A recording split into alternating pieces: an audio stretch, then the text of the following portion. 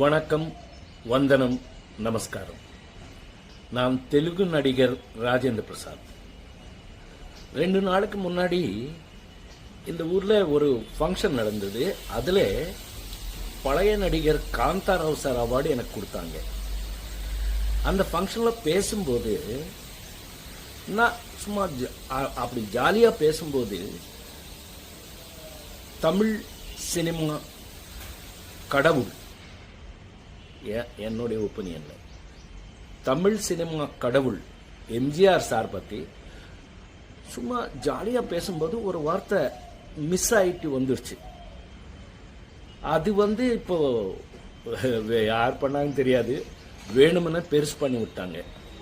அது நான் ஒன்றும் அந்த மாதிரி அவர் பேசுவேன். நான் எவ்வளவு தைரியம் எனக்கு. மദ്രാஸ் பிலிம் இன்ஸ்டியூட்ல படிக்கும்போது அவர் தான் சிஎம். அவர் நாங்கள் எல்லாம் ஆக்டிங் எப்படி கற்றுக்கிறோன்னு பார்த்தவர். அவர் சொல்ற அளவுக்கு நான் இல்லை.